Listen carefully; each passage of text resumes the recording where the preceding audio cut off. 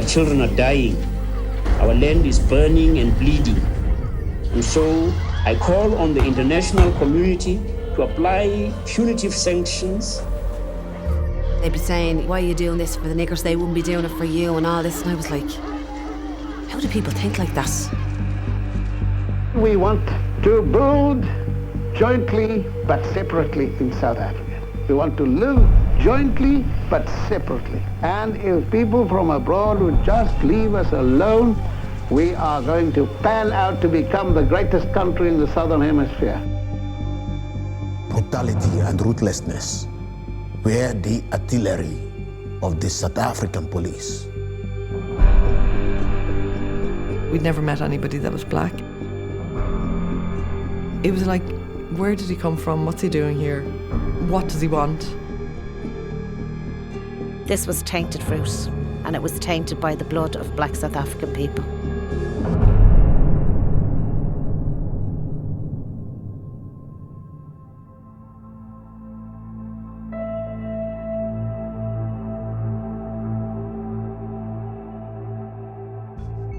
I remember when we got the union instruction and we were told not to handle South African produce. So I remember thinking, okay, why? You know, but no one really knew why. Almost instantly, everybody that was going to not handle South African goods was put straight onto a checkout. So you had us on checkouts and the management standing behind us, literally just waiting for one of us to refuse. This woman came, I could see her coming up towards me, and she had 2 grapefruit in her basket. So I just said to her, look, I'm sorry, but it's union policy, we can't serve anything from South Africa. She just said okay and put them, I think she left them on the end of the register. And then as soon as that happened, the manager came up to me and said to close it off your register. And when I said I was going to continue to refuse to handle them, I told I was suspended. And we all just pulled out the plugs at the registers.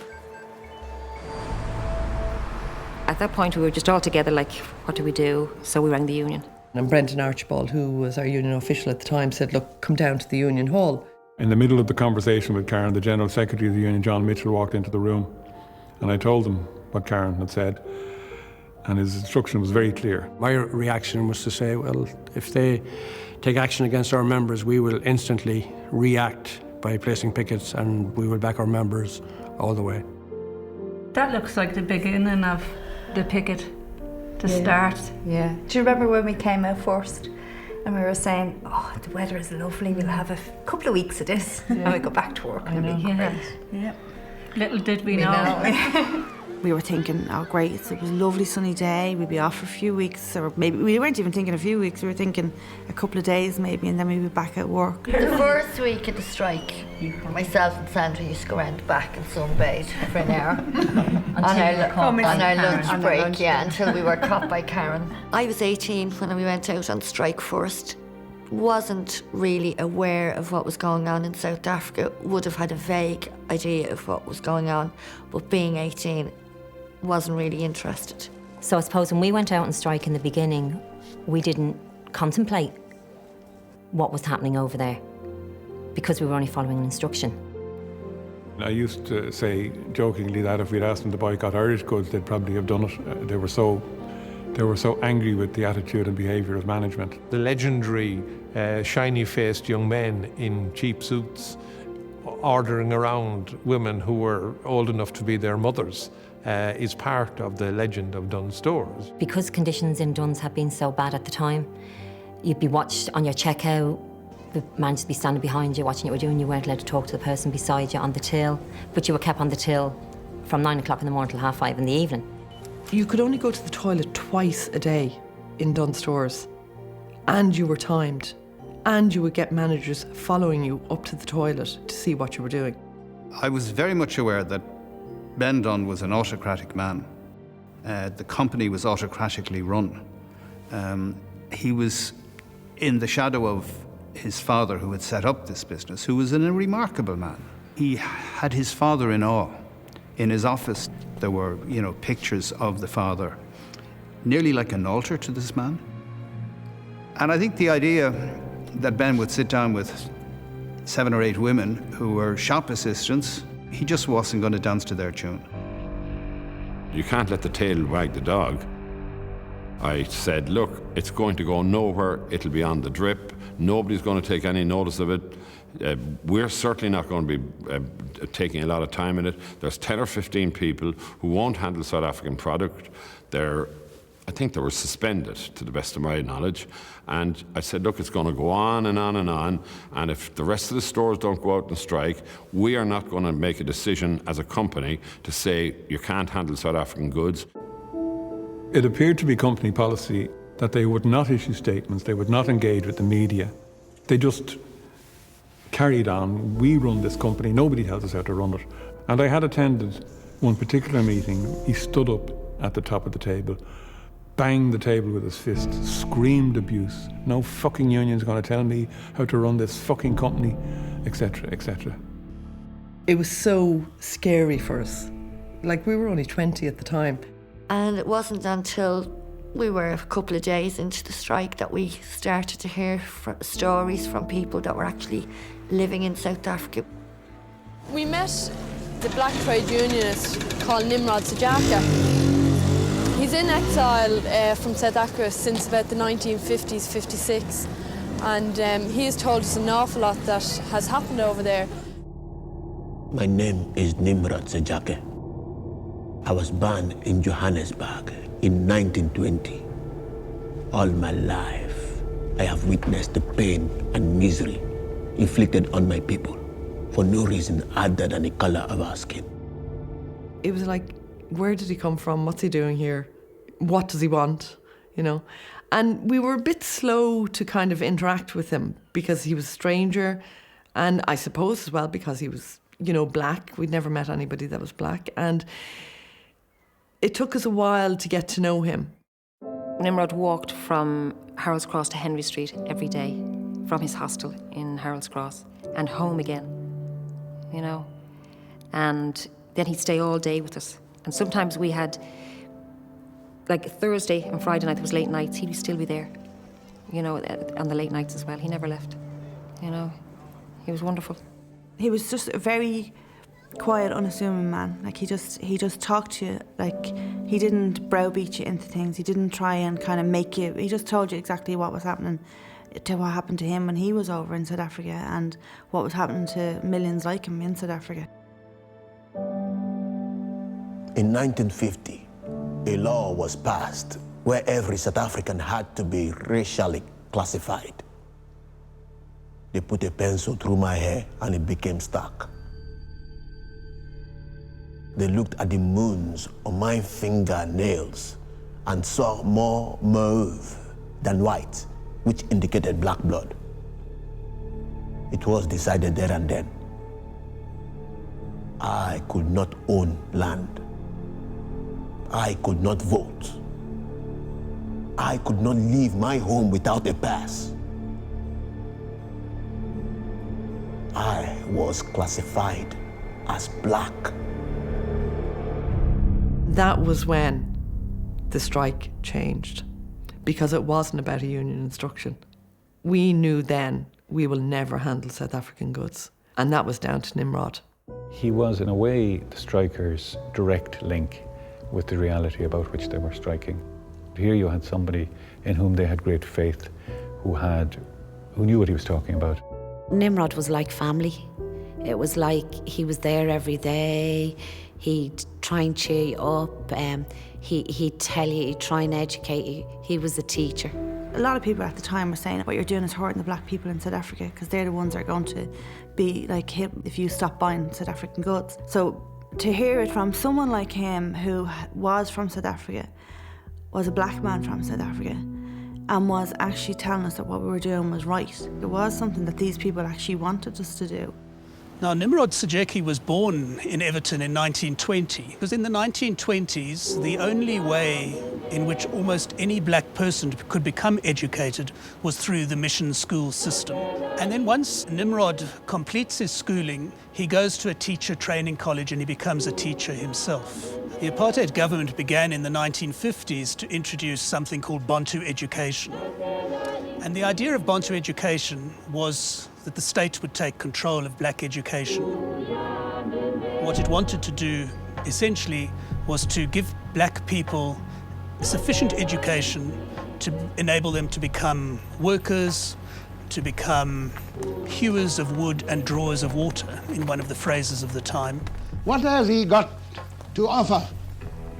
He's got his labor to offer. If he doesn't work for the European, then obviously he will die of famine in his reserve.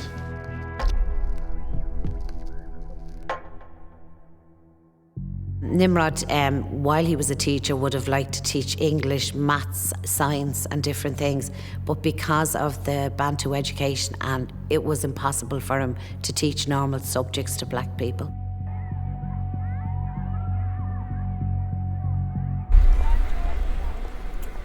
One of the most amazing things for us was the fact that we had Kader Asmal and the Irish anti-apartheid movement supporting us. They immediately gave £500, it would have been at the time, into the strike fund.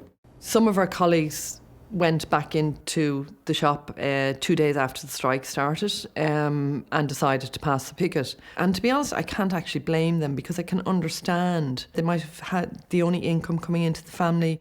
I remember being shocked, because I remember thinking, normally it's the other way around. It's the people on the picket line that normally are giving the scabs, for the want of a word, the abuse. But in our case, it was the opposite way around. The girls who we had worked with were shouting abuse at us. We literally had to walk up and down in front of the store. And I think the canteen was 2 floors up, right above us. And people who we had worked with, who'd been at my 21st 2 weeks beforehand, suddenly just turned like... And I was like, I can't believe we worked with these people. I can't believe they're passing a picket line every day and they're going upstairs and they're shouting and giving us abuse. I cannot single out the moment when I understood that my life must be spent with the struggle. But the more they oppressed us, the more I realized, as did my comrades in the ANC, it was our crusade to motivate the people. They weren't allowed in the same schools, they weren't allowed on the buses, and eat in the same restaurants. So you're talking about people who had no rights, no civil rights at all. And like we had the right to go out and stand and pick it on if we wanted to do it. That was our choice, but they had no choice.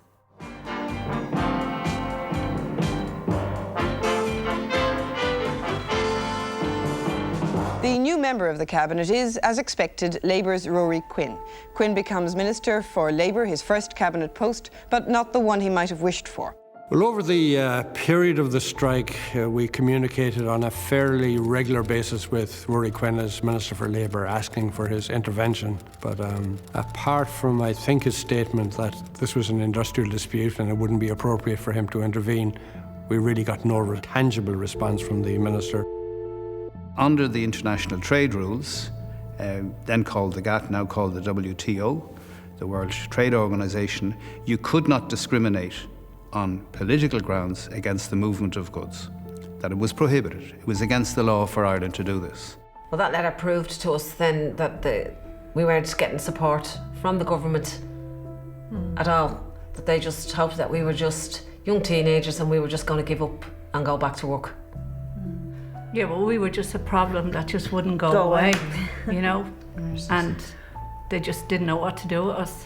The motivation for the inaction of the government was that this was an issue which involved a major supermarket, a major economic force in the country with considerable clout and considerable willingness to use that clout. At one stage she said to me during the discussion, I'm worth 600 million. I could close all the shops for 6 months, break your union and starve your members.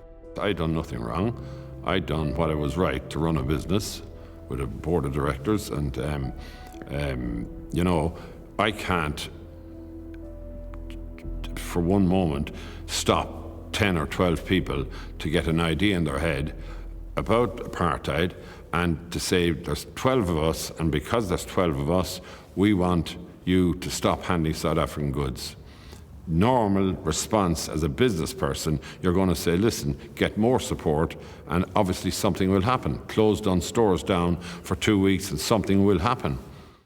I come from a very beautiful land, richly endowed wonderful resources. There is enough for everyone. But apartheid has proved an evil and selfish system. This is a country of very, very great potential. We have gold, we have diamonds, we have the cheapest coal in the world, and we have a very cheap labor force.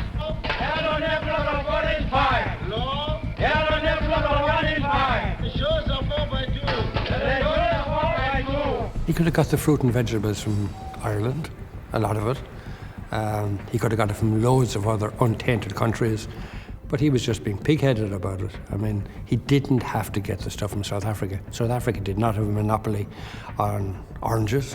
He had oranges from Spain. So we used to block or try and stop the deliveries from going in, and we'd kind of stand in a line together to block them, but they'd pass them in over our heads.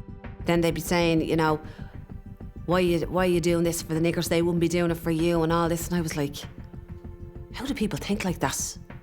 Do you know what I mean? But like being a 17-year-old girl, I've never witnessed that in my life.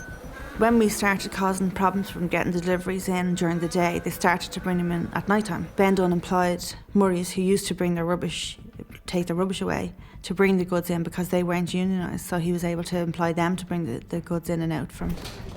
And he expected us to behave the way their suppliers behave and the way others behave when they're faced with big business, that we were supposed to cut and run. And of course we didn't. And he wasn't able to cope with that. We did seek the support of the church and Bishop Casey, who was a prominent church figure at the time. The Bishop of what? Of Galway, Kilmacua and Kilfenora. You didn't get it right. We got an amazingly abusive response from Bishop Casey. He accused us of a battleground casualty chosen, a phrase I'll never forget. He also made the extraordinary comment that we didn't consult Trócaire before we got involved in the dispute. And I responded by asking him if all the people in the developing world consulted Trócaire before they got hungry or before they got into trouble. But we got absolutely no support from the official church. All we got was abuse and disillusionment, really. We heard about priests actually in the pulpit on Sundays telling people to ignore the strike, that the strike was against the people in South Africa. So it came from the top down to everybody in the public. There was just the 11 of us. There wasn't anybody else. You know, we didn't have an all-out picket. There were loads of people passing the picket line, including union members from other unions. When we went on strike, it was summer, and it was a good summer. And then the winter came, and there was snow, and there was cold, and you were out there every day. Could be from at 7 in the morning. We could have to go down at 6 to stop the deliveries. And you were there, if it was a late night, you were there till 9 o'clock, till closing time. And the cold, it was so cold. And then as the strike went on and you felt as if you were getting nowhere, it wasn't just the cold, it was just, you just felt just abandoned. We would have got, you know, a substantial amount of abuse from the public. One woman came up and said, you know, oh, you're brilliant, I wouldn't handle those goods either. And we thought, oh, this is great, now we're getting support. Not after Nick handling them, I wouldn't touch them. When we were on the picket line, and especially people who were walking in through the store, like would be nigger lovers, and it literally would be, they'd push you out of the way, like. And then there would be other people that saying, and their only reason we're doing it was because Mary had a thing for black men. I mean, the pure ignorance of people was astonishing. Everybody seemed to be against us, in a sense that normal people on the street couldn't understand why we were on strike for something that was so far away, when we were in a grip of a recession and people were lucky to have jobs. There was a meeting between John Mitchell and Kader Asmal in October 1984. Asmal's opening line was, the strike has gone on long enough. The strikers have made their point. And I said, you don't understand, it doesn't happen like that. These kids aren't going to walk the street and come out humiliated. We can't just call off the strike. That will not happen.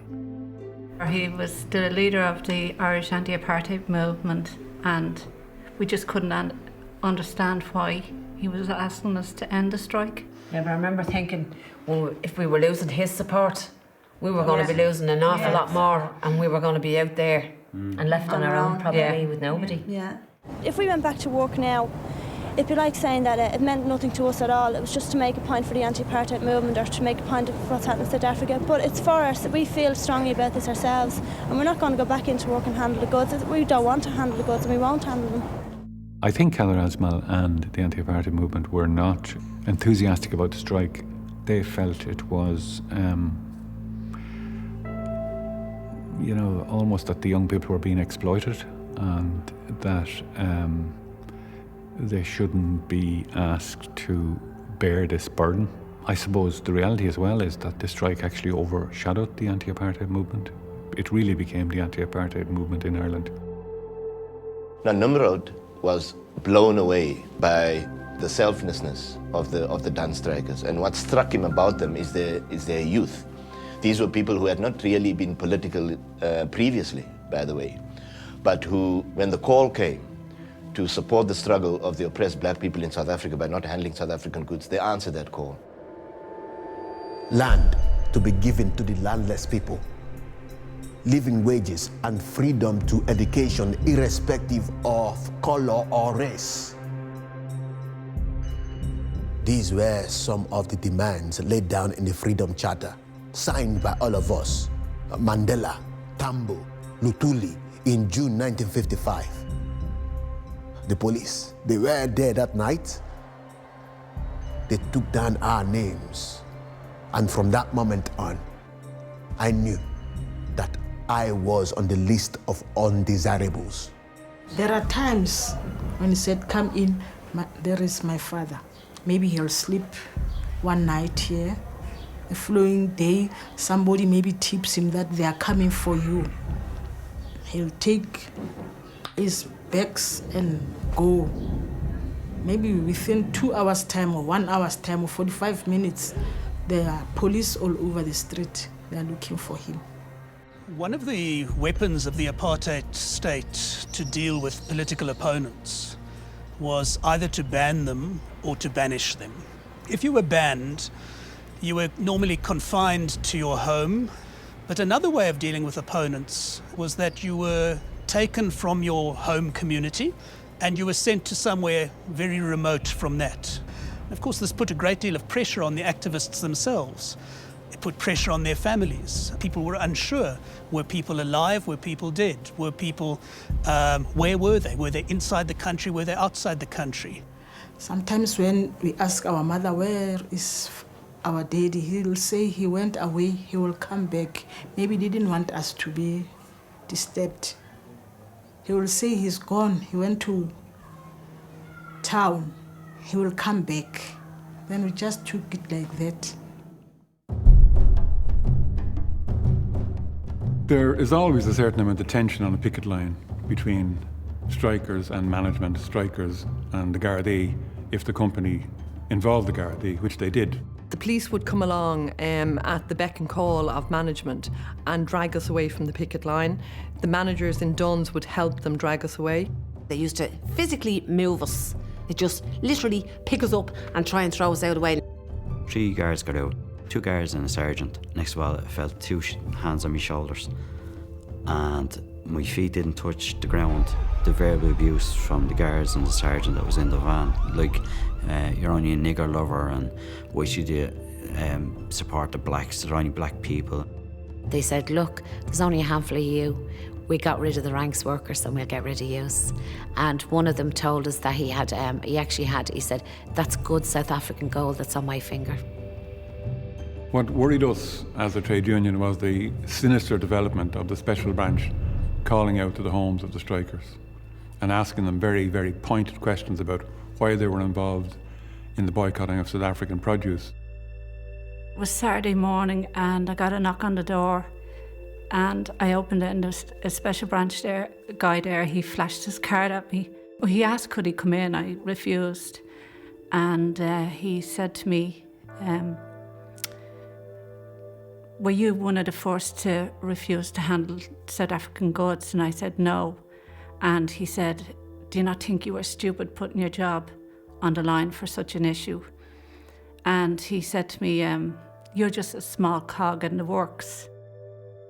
So he asked me where my family lived, so I told him Finglas West. He wanted to know my dad's name, and then he asked me, was I anti-police? Then he said that he would call and have a better chat with me. We felt that was way over the top, and we also felt, and I still believe, that it was effectively the arm of the state trying to put manners on the strikers through the special branch.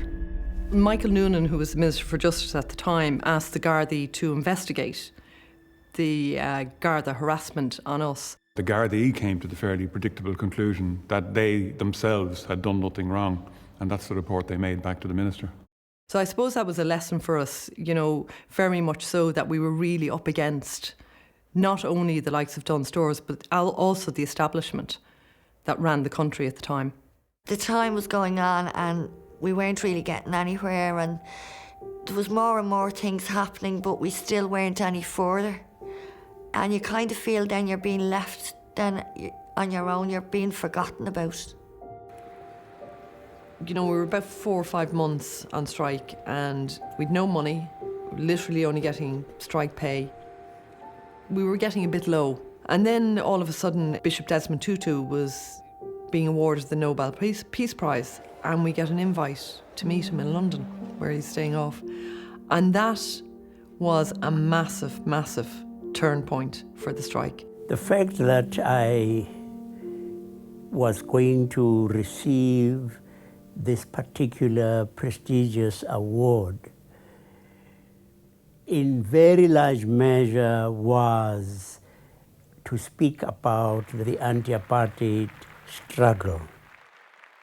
They certainly have made their point, and at very great cost to themselves, and this is what I would wish to commend them for. I must say that they are quite remarkable young people. These very young, beautiful ladies were part of the struggle. They had been treated rather abominably in their own country. One wanted to be saying, these are heroines, not things to be damned. Here was a black religious man actually saying that what we were doing was what the people in South Africa had asked for us to do and had wanted people to do for so long. He said so very publicly that he supported them and that Dunnes should have been proud to have people like the strikers in their employment, and he called on the company to basically see sense. The company had been very anxious to portray it as a local issue, like a strike like any other strike, but of course it was a totally different action than any other strike that had ever taken place. It was an extraordinary action, and Tutu recognised that. And that's when we started getting more and more support from ordinary people. Every Saturday afternoon there was a mass picket, because Saturday was the key day for Dunnes in terms of making money in Henry Street, and essentially there was a blockade. Every door going into Dunnes was blocked. I think it's a profound issue about Irish society in many ways, because these were 10 young women and 1 young man who were doing what Irish society has never liked, which is people at the grassroots asserting themselves. And essentially there has always been in Irish society a belief that we at the top know what's good for you, trust us, you're in safe hands. And this was a challenge to that. There is a wind of change blowing through South Africa. And I tell you, there is a force of good spreading throughout the world that is watching and sees the pain and misery black South Africans live with. So I say to you strikers, please do not give up on this picket.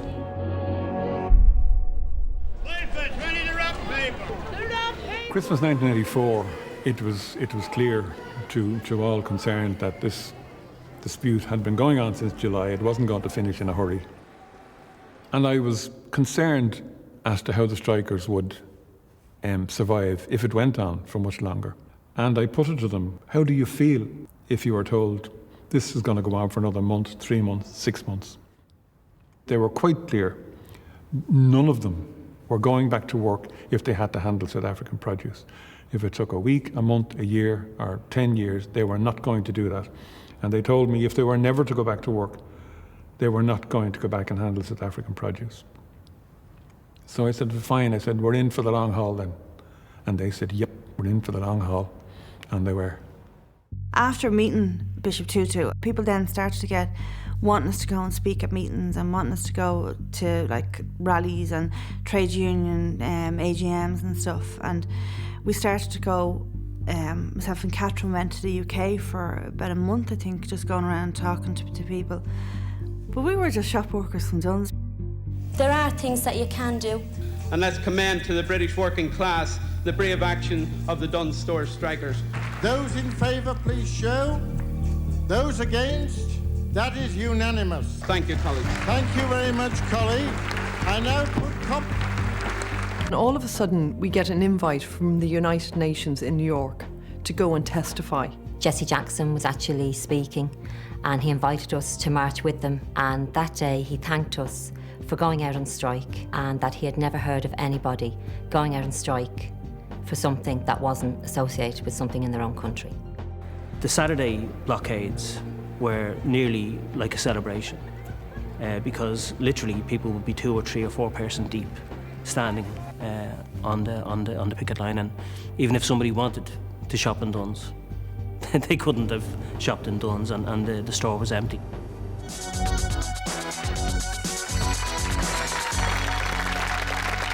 At the beginning of the strike, it was very difficult because none of us were used to talking to anybody, let alone being on television programmes or speaking to the United Nations. But the more you do it, the better you get. It started in this store with just a girl refusing to handle 2 grapefruit, and from there it's gone on much further. And it's great to see so many people supporting the issue and to see that there is so many people against the awful system in South Africa. There's lots of countries where we could have said, yeah, there's lots of injustices going on in that country. There were injustices in our own country, but I think South Africa stood above them all in that it was based on the colour of people's skin, and that's what made us more determined to continue with. The tactic we adopted at that stage was to switch the emphasis from the company to the government. We were upping the ante because if the government introduced sanctions, nobody would have to handle South African produce. So it was going way beyond Dunn's and Henry Street and way beyond Dunn's stores. I was a young minister with not an awful lot of experience. I was 18 months in the cabinet. I didn't know very much about labour affairs. My background was architecture and planning, and that's really where I saw myself in the world of politics. But there was a change within the government, and I ended up becoming Minister for Labour, and I knew very little about it in terms of that part of the world of industry and the world of conflict resolution. I was a member of the Labour Party. I was National Secretary of Labour Youth, and we were fulsome in our support, day in, day out, in terms of the strike, and individual members in the Labour Party would have been supportive of the strike. But the leadership of the Labour Party was not supportive of the strike in any serious way. I said, the government will not participate in any way. They're washing their hands of it. The union, they weren't putting pressure on everybody to go out and strike. It's not going to go very far if they can only get 10 or 12 of them on strike. But like, what basis was he saying like that if we closed all our stores and forced them, he'd have done a deal? Is that his, you know, that he only understood force, that he had no concept of right or wrong? We had maybe 80, 90 stores. Now, they were all selling South African oranges, and the rest of them were all selling it. The store was still open, and the store was still doing business, and maybe dropped, I don't know, might have dropped by 50%. So one store had a sales drop of 50%. The rest of our business was going very well. Any conscience issue tends to be supported by a minority anyway, you know? I mean, we had a policy that had been union policy, anti-apartheid policy for years, not to handle South African goods. A minority of people within our union, and a minority of people within Dunn's, and a minority of people within Henry Street were prepared to do this. What we said from the outset is that we don't want to handle South African goods, and if we go back in there now, we've achieved nothing. I mean, we have achieved, all right, people are more aware now of South Africa and what is happening there, but we still haven't achieved what we came out 10 months ago to do. We haven't got the right not to handle South African goods, and until we gain that right, we're not going to go back into work. You would have got a lot of the higher powered people calling us lefties and, you know, we're troublemakers. And I think that was a way of trying to isolate us from the general community in Ireland. But it was very interesting because Nimrod had an amazing story that when he was in South Africa and part of the ANC and the trade union movement, that the South African government actually banned the ANC, and what they used was that they were all communists and members of the Communist Party. And I think that as Nimrod told us, that was a way of the people in power isolating people. So in actual fact, we were glad that we were lefties, if that's in actual fact what we were, because that meant we were standing up to the establishment. This is what happens when you rebel against those who do not wish to see change. They brand you with names that cast doubt on your integrity. They must isolate you because they fear the scrutiny your actions will bring. We face a catastrophe in this land, and only the action of the international community by applying pressure can save us. Our children are dying. Our land is burning and bleeding. And so I call on the international community to apply punitive sanctions. When Bishop Tutu got involved and the South African Council of Churches came behind us, that the likes of the Irish religious orders had to actually do something. Bishop Eamon Casey telling people that they should support the strike, and like that what we were doing, the boycott was the right thing to do, and all along it was known that he was genuinely against the strike. Well, we know now that Ben Dunn and his family donated an awful lot of money to the church. Good night. God bless you.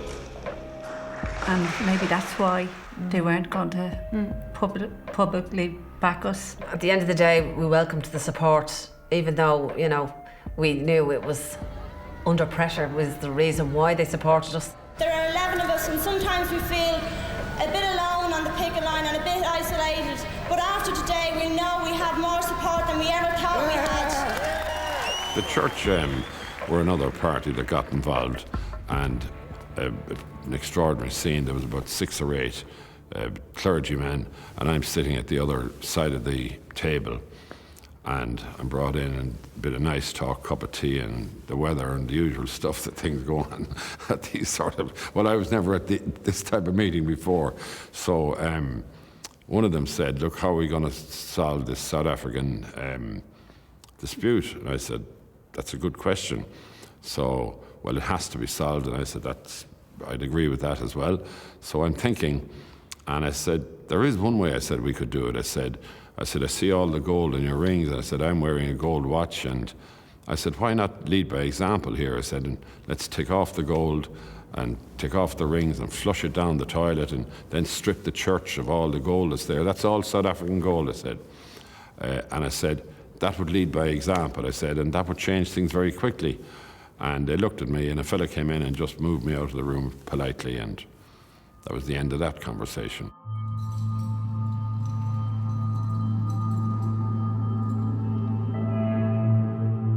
You know what they do when they try to reassert themselves? They resurge back to their tribal system, and they say resurrect their chiefs. I was arrested for high treason and placed in a cell with my friend and comrade, Nelson Mandela. Nimrod, you are here too? He said when he brought me in, I'm here too, Baba. And what was our crime? Inciting workers to strike against a system that robbed us of our human dignity. And that is why we want to build jointly but separately in South Africa. We want to live jointly but separately. And if people from abroad would just leave us alone, we are going to pan out to become the greatest country in the Southern Hemisphere. My father was in a big threat. He was a big threat for these people were hunting them because they want to kill them. They wanted to kill them. That is why he left here.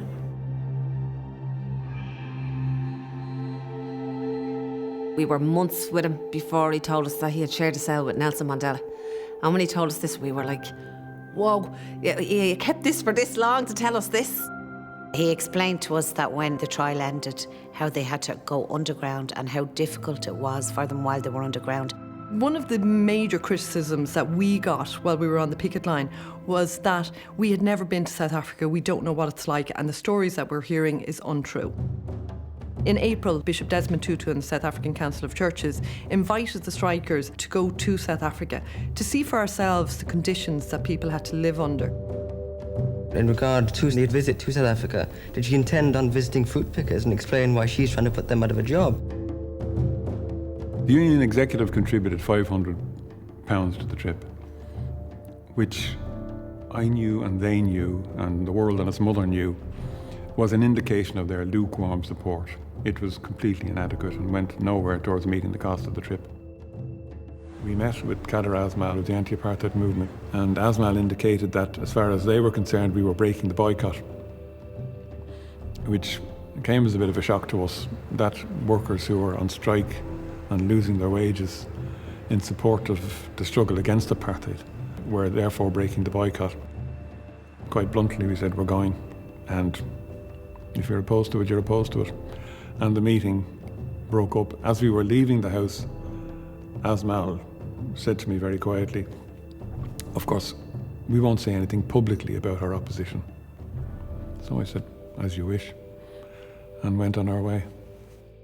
As all strikes in South Africa have shown. A very difficult man to deal with, extremely arrogant. He basically felt he owned the anti-apartheid movement. I think he wasn't comfortable with any situation that he didn't control. That's the only observation I can take. He was Mr. Anti-Apartheid. I mean, the headquarters was in his house, his wife was the secretary, he controlled the whole apparatus. Here was a dispute against apartheid that wasn't controlled by Kader. From there on, our relationship deteriorated greatly, and pretty much for the rest of the strike, we had very, very little dealings with him. And I don't think any of the strikers or any of the officials involved had any great respect for the man. At that stage, that was a year into the strike. We felt by Bishop Desmond Tutu asking us that was okay to do. Do you know what I mean? Like if it had been just that we decided to go, it would have been a different thing. But because of who had asked us to go, that's what made it okay for us. I find it difficult myself because I'm married and I'm living out in Swords, and my husband's on a 3-day week as well. As me being on a strike. So we have to think of different ways to try get donations in, and we're trying to raise money for this trip to go to South Africa because we have been invited over by Bishop Desmond Tutu. So we had to raise in and around £6,500–7,000. And we did a collection one Friday night in Dublin City. We literally went around with buckets around every pub in Dublin City. And that's how we raised £7,500 from the ordinary, everyday Dublin people. And that's what got us to South Africa. Nimrod found it sad, you know, that we were going back to his birthplace where he couldn't go back. He was exiled from his country and we were getting to go to South Africa and we were leaving him behind. We were flying from Dublin to Heathrow and then Heathrow to Johannesburg. And we arrived in Heathrow within a matter of minutes. Airport security, British Airways employees and representatives from the South African Embassy in London descended on us in considerable numbers to tell us that we couldn't go to South Africa and that we must return our boarding cards. But we stuck to our guns. The flight was delayed about 3 hours. We were eventually allowed on board the aircraft. We arrived in Johannesburg, and as we were disembarking, we saw a line of soldiers on the footpaths going into the arrivals lounge. And we actually thought that was quite normal. And I remember there was a line of army on either side of the path into the airport. There was about 6 or 8 in front, and then when we looked behind, there was the same behind, all armed guards coming behind us up the stairs. And I thought, oh my God, we are going to be thrown in prison and we are never going to be seen again. I remember being absolutely petrified. I was worried. You know, there have been so many stories from South Africa. So many people have fallen downstairs and slipped on bars of soap. I was concerned. I was. You know, the soldiers were there. They were playing with their guns. They had machine guns and they were clicking them on and off. We were all speaking in whispered tones. And the question was repeated again and again. What's going to happen? What's going to happen to us? Brutality and ruthlessness were the artillery of the South African police. But their most effective weapon was striking terror into the hearts of their opponents. After about, it was 8 hours, and when they told us that we could go back on the plane home, the relief, the disappointment of not getting in to meet Bishop Tutu and go around South Africa, that was very disappointing, but at the same time it was a relief because I thought, if we do get in, maybe they won't see us again, maybe we'll get killed or thrown in prison or whatever. So I remember finding it very relieving to get on that plane to come home. Well, of course I was totally appalled, but not surprised. I mean, imagine 32 heavily armed soldiers doing what? Guarding people who had no arms, had meant to come and visit and show their solidarity with those who were the victims of a vicious system. They felt we were there to embarrass the South African government. And of course they were absolutely right. That's precisely why we were there. Tutu was not surprised that they were turned away. He was embarrassed that they were turned away, but he also realised that the very actions by the South African regime had brought further opprobrium upon them. In a way, you sometimes actually felt very sorry for the apartheid government for the many, totally stupid things that they did. This was one of them. When we were leaving South Africa, they told us that we weren't ever going to go back. We weren't ever going to go back into the country, and they had armed guards lining us up to the plane, and we went up the flight, up the stairs of the plane, and Karen turned around. And I put my fist up and said, "We will be back when South Africa is free." I turned and pushed her, "Get in that plane, we'll never get out of here." And we did, just to get, to actually get on the plane, I thought we'll never get out of the country. So it actually wasn't until we had taken off that I actually felt, well, look, we're okay now. Because they arrested us, held us under armed guard for 8 hours and sent us home, the whole world wanted to know what had happened to us. I think, first of all, I should caution everybody that on the basis of the reception we received in Johannesburg, you're probably in the presence of the 8 most dangerous supermarket workers that you're ever likely to encounter. There were emotional scenes at Dublin Airport as the workers were reunited with family and supporters. Included in the reception committee at Dublin Airport was Kader Asmal, who apparently had forgiven us for our breaking of his boycott. And he kept a very low profile that day, as I remember, as well he might have. And I'm thinking to myself, and so were the rest of the strikers, oh my God, he tried to stop this trip. And here he is, welcoming us home like we're heroes. And we knew in his heart and soul he didn't mean that. When we got back to Dublin Airport and we seen Nimrod, he looked so relieved to see us because obviously he knew what happened in South Africa. When we went to South Africa, we had the right colour skin, but I can only begin to imagine how bad it was for Nimrod. The trip to South Africa gave us a full understanding of why Nimrod had to leave the country when he did in the 60s. We drove in the dark of the night to Besutoland. And from here, I was sent to Odessa and then on to the Soviet Union for training. He took the decision to leave the country and recognized that his life would be in danger. At the time that he took that decision, as did many people who went into exile, they would have imagined that this was a short-term decision, maybe only a few years. I think very few people imagined that this white minority regime would remain in power for so long. What then opened up was a period of exile, but political activity in exile. First of all, in ANC camps in Tanzania. His responsibility, once he reached the camps, was to provide ideological training. His insistence on political education for the exiled guerrillas is what brought him into collision with the leadership, who believed that the emphasis had to be on training in armed struggle and so forth.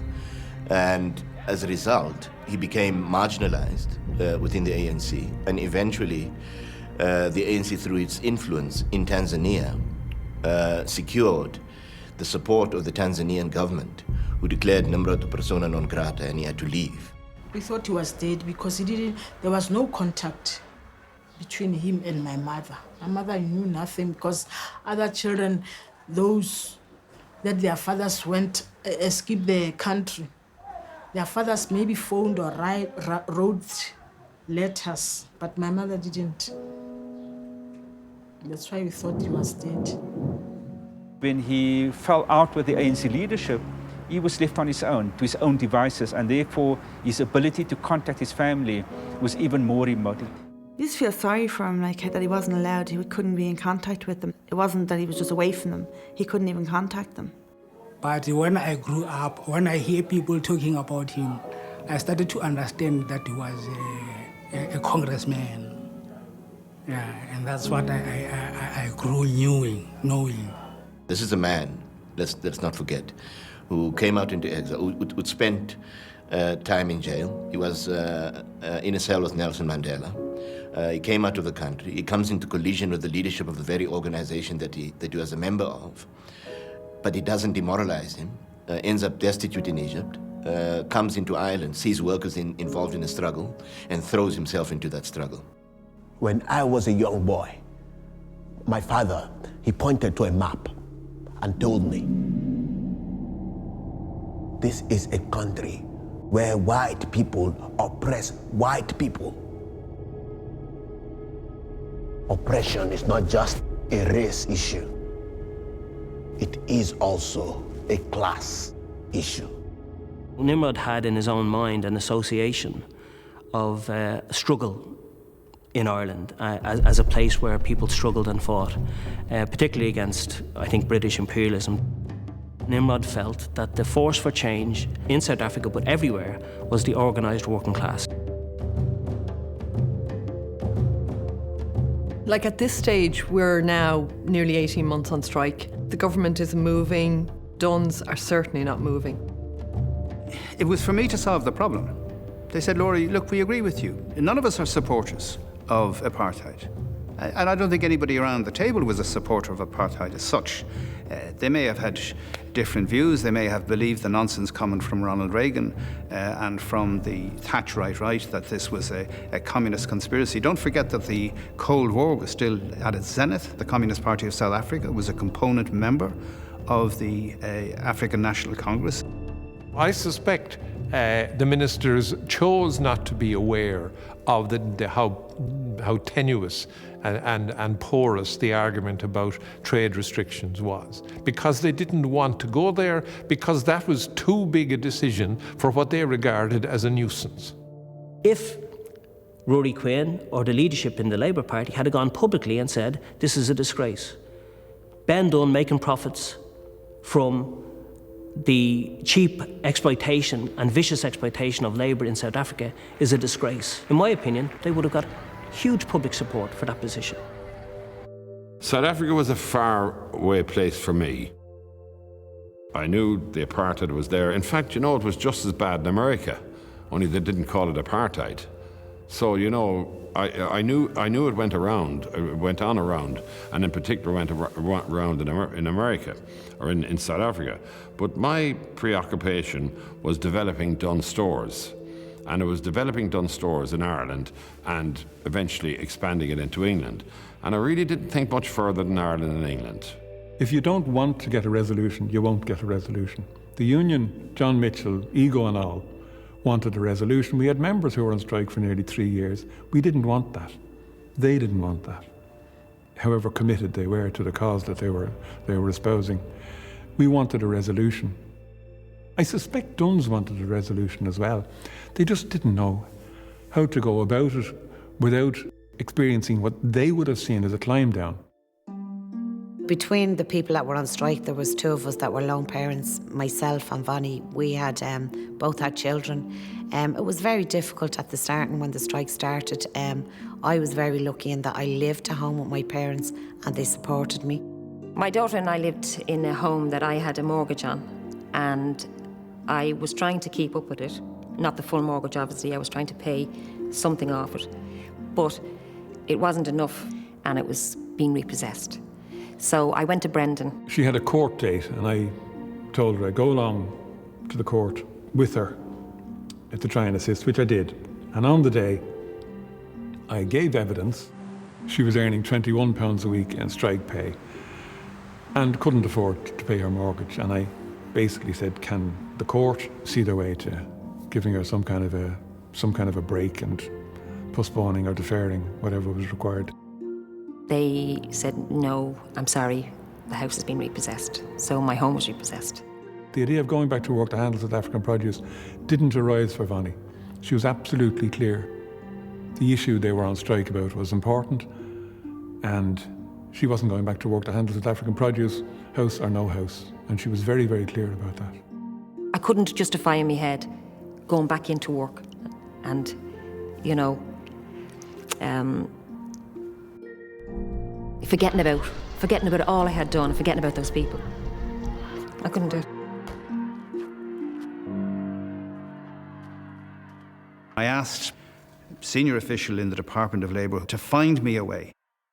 There was a resolution that all three parts of the ILO had agreed to, which was products and produce that were the result of employing forced labour or slave labour or prison labour were in fact not covered by the general rules and regulations providing for free trade.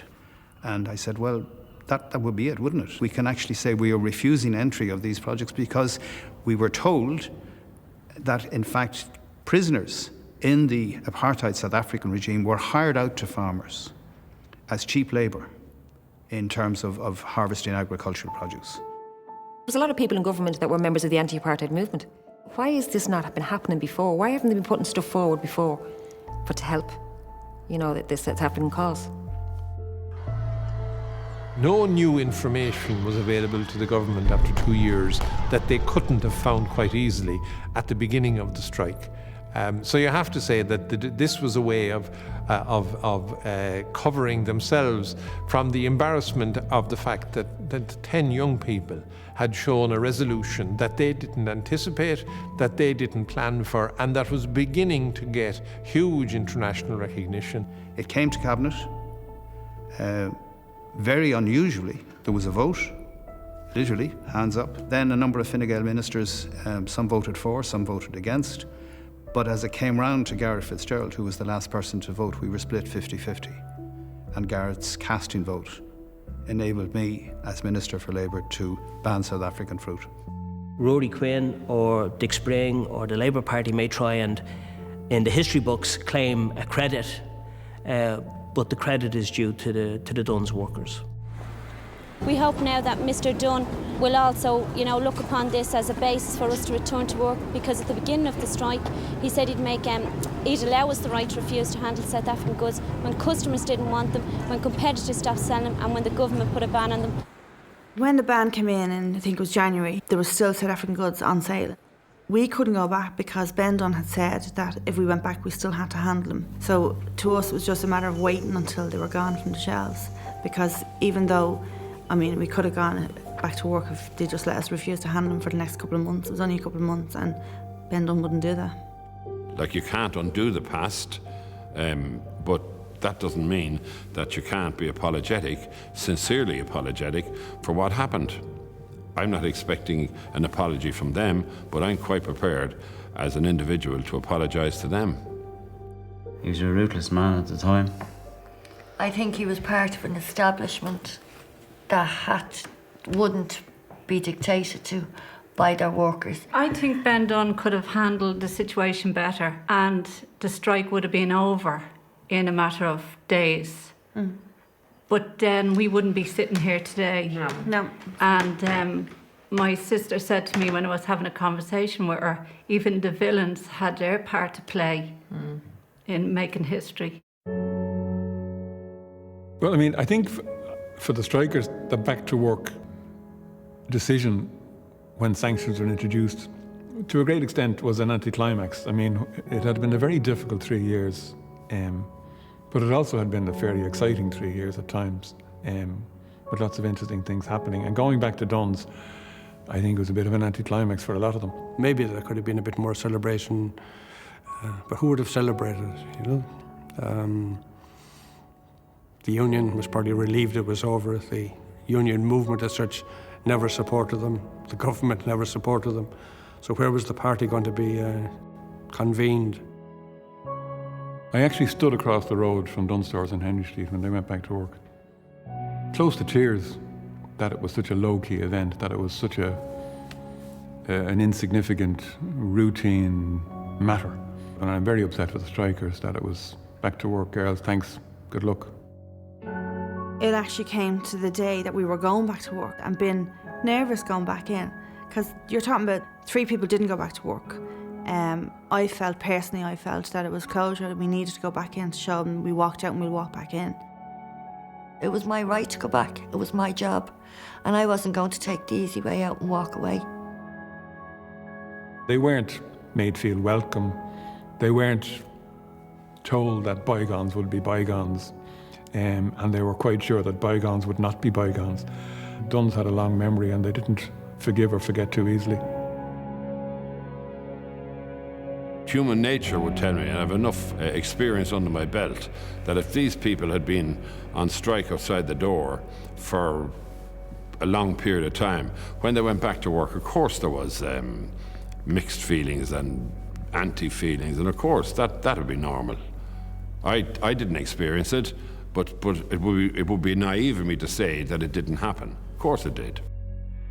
They very much singled me out for treatment, and eventually after 13 months I was sacked by Dunn Stores for incorrect till procedures.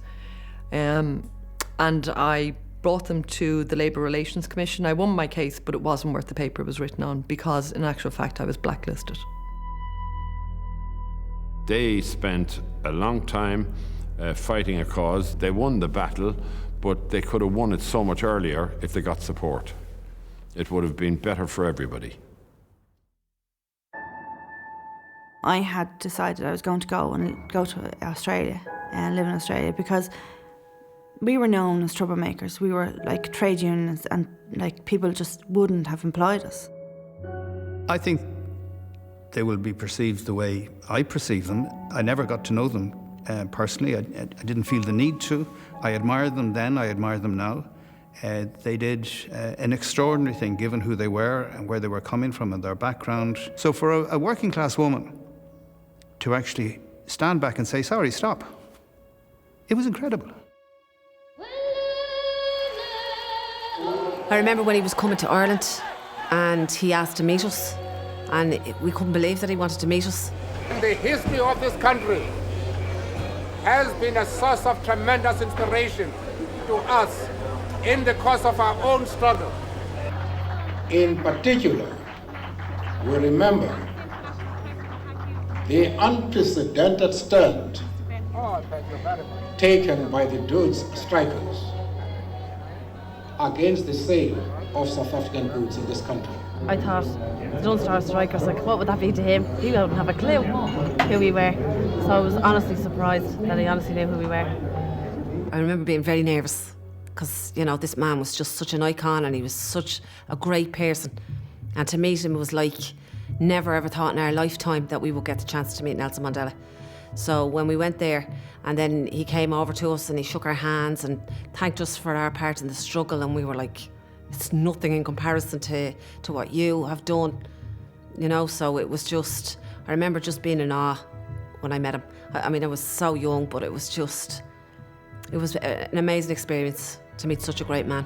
In prison, we could hear your message of solidarity loud and clear.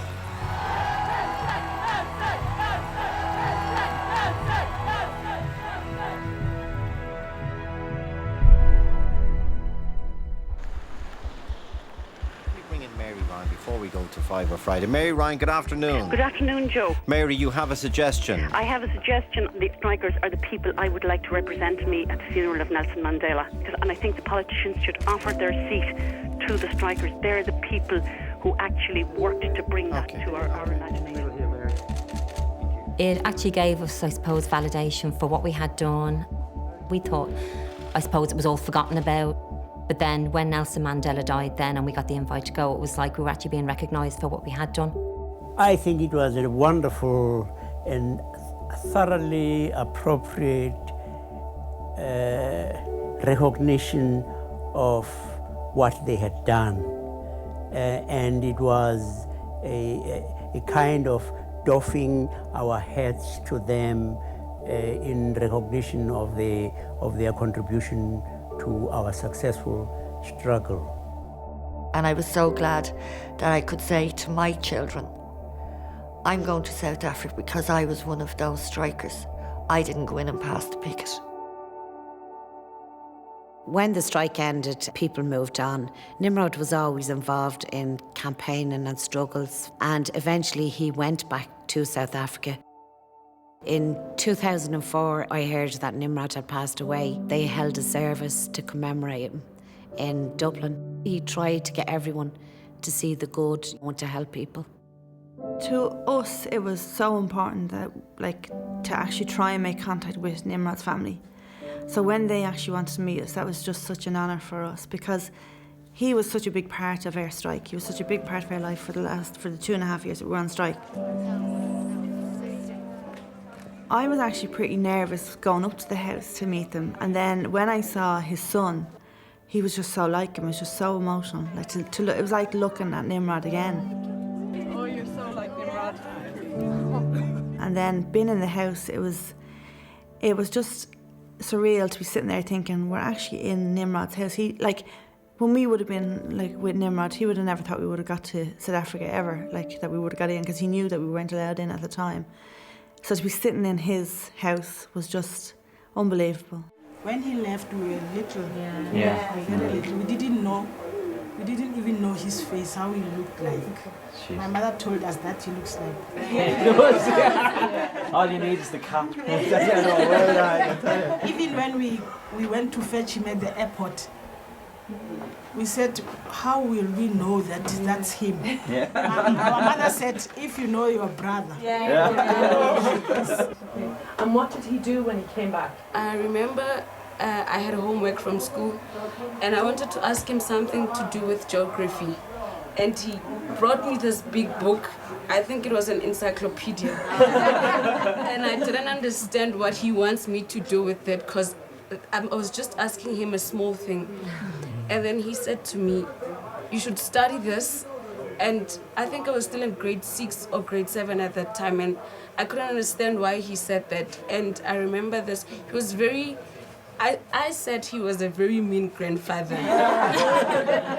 But he was not, because now that I'm grown, I can reflect back to what he was telling me. You know, he told us so much about South Africa, and I think that's one of the reasons we kept going so much, you know, because he was an amazing man, and we were very lucky to have met him. In one sense, the Nimrod I knew was not the full picture of the Nimrod the man, and that he had family, because we never considered what his family must have been going through. We only considered what Nimrod went through. And that really opened my eyes about what you have to do if you want to change something in the world. He made a decision that he had to leave his family to try and get South Africa free. And, you know, it was obviously the right decision for him, but it left a lot of scars on his family, which I had never anticipated. And when they come, they put something underneath here. Oh, when we speak, that thing catches everything. That he was here, my mother they'll come and take my mother away. They take her to the police station. My mother know nothing.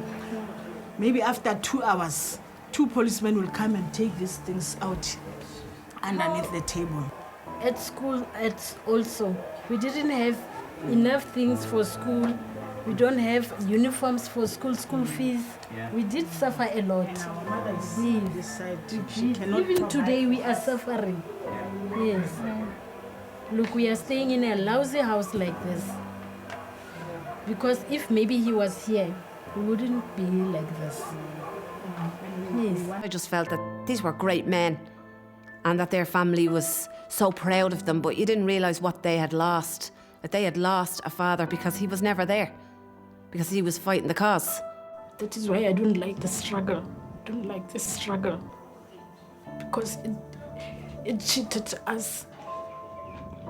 Took my father away to go and help other people. Me, I don't like that. I don't like that. I was never happy about that. When my father returned, he felt there was still no change in South Africa. This is the same house where my father left us. He left us here, he found us, we are still here. Nothing has changed really. One can very well understand the sense of being let down to some extent. The so-called freedom dividend has not, in fact, been delivered for the vast majority of our people. I think most of us would have thought that we could have done a great deal better. And our children also, they are suffering too because there's nothing changed here. It is still like that. We have no jobs. We stay in shacks. People are staying in shacks. People are sick. There is no enough medicine for people. We are still struggling a lot here. I think it's like most countries, politicians, they promise you the sun, moon and stars, and once they get into power, they forget.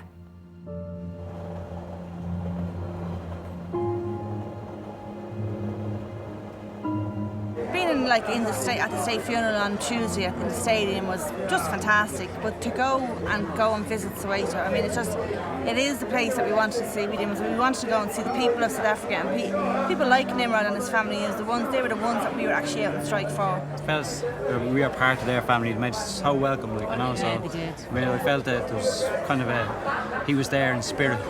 So. And I think he would have been pleased that we actually went to meet him. I think he was so happy. Yeah. I think that would have just made him to know that we were here and with his family. Yeah. Going to South Africa, it felt like the final chapter. We had tried to go previously and we were turned back. It did feel like there was something unfinished. So it's like the final chapter, and it felt